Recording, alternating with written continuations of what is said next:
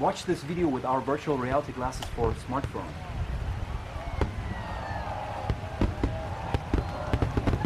virtualvisor.com.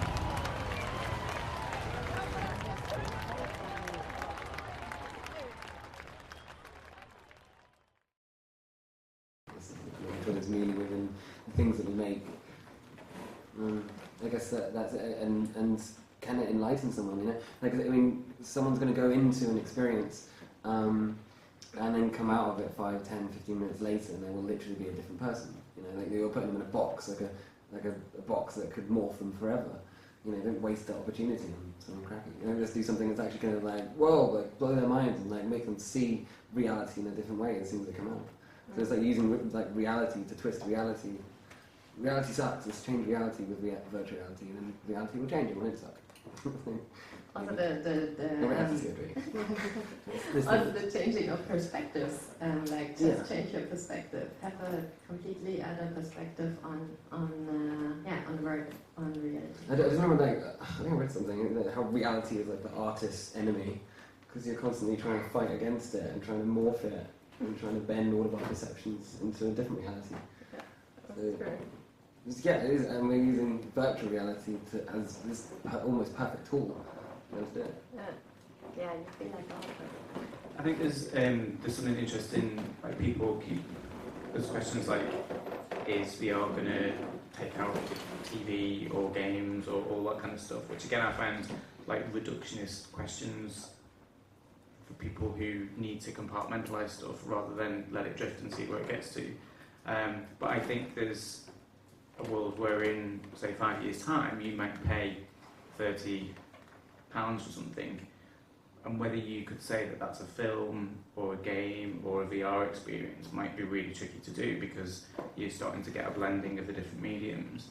And I think art's a really interesting part of that, is how do things that are quite visibly recognised as fashion or visual art or performance, how they all start to blend with the technology allowing that to happen. And again, you may pay some money for something that's part game, part fashion experience, part live performance. I think that's one of the things that's really interesting, which is why to allow that to happen, everyone's got to really, really work hard at it. Like, the worst thing that can happen to this is if the marketing industry just do what they've done in previous kind of scenarios, and just 50% of the content out there is dry marketing content. But which is why it's encouraging that, you know, Hollywood's putting a lot of money into it, but at the same time, you've got to hope they're not just focusing on the tech, they are really, really working on the storytelling requirements. I'm actually like really excited about like the little things, right? Like that you can just like go through like the reality and just like here and there, you can just add something to it. I really liked your idea with like the street artist, and I can just walk around and stuff like that. There is a project, they're friends of mine, and they started it like 4 years ago, and they finally get relevancy, called Meta nails. So it's like augmented reality fingernails. So you have like patterns, and you get like an app, and then you just have like, you know, it's lolcats and pink elephants and something like dancing on your fingernails. It's like a QR code or something. Yeah, but it's actually like a really nice pattern. So and you have like leopard patterns or something like that, but it triggers the app. And then, you know, so it's like a half Korean, half Australian project. So it's like really there, and they started that 4 years ago, and everybody laughed at them. And Isabel, my friend, she was like, don't you see it? Don't you see it? Like, this is gonna come, and I'm gonna stay alive long enough to, like, because those little things, and now they're finally getting attention and stuff. Like, those little things I really like to just like add on, because on the other side, in fashion, it's like we also have to and should stay respectful with like the artists do with like the hardware reality surface, and like don't destroy it, but like add on it and work with it together, which just gives like literally a different dimension. So it's like another tool. It's the same thing when in fashion all of a sudden you were able to do digital print, or when stretch material came in, which actually was has been developed for astronauts and then gone into fashion, something like that. So that's what I'm particularly interested in. Like, of course, all of your examples are absolutely amazing, but for fashion, I think it's like this extra layer. The face works as a giant QR code, really. I mean, with facial recognition, it's just like that's a QR code there. So if you had a HoloLens that just detects a face, then somebody could have an entirely different avatar. Right? You're talking about like how somebody would have fashion. Like with Snapchat and that stuff. Yeah, it's already. That's really I right. mean, Snapchat does that face recognition and that stuff. But that's face detection. Face detection. Yeah. True. That's.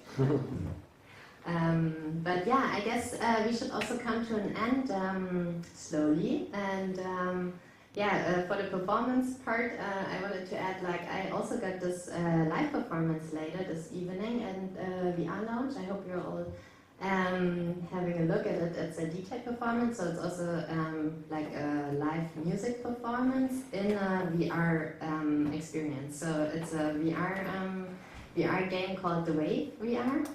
Where you can,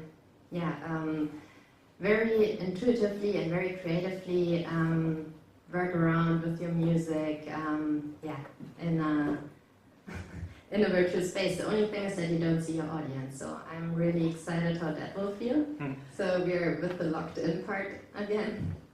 But I hope you'll all come. And if you get any more questions, I guess we still got 1 minute. Yeah. Okay, maybe it's a little bit too long, but what do you think, what role will VR play in democratizing the production of art? It's not VR, it's the tools. So, like, I mean, Tilt Push again is just incredibly well. Once people have got access to the tools, then it's like, digital film. The ability for people to be filmmakers, good or bad. Was completely revolutionised by the accessibility to the equipment when the cameras became cheap enough. So I think it's just the same here, that you will really get that, and whether that's with VR and tools like Tilt Brush, or the fact that like Samsung have got a 360 camera that is very affordable, and then all of a sudden you've made all the bedroom filmmakers potential 360 filmmakers as well. It's a huge opportunity to change it. Then you get back into the conversation about what is art, at what point along the scale of creativity does something become or not become art. The people who could consider themselves to be artists is definitely going to increase massively because of it, I would say. Thanks, Richard. Good last word. Thank you.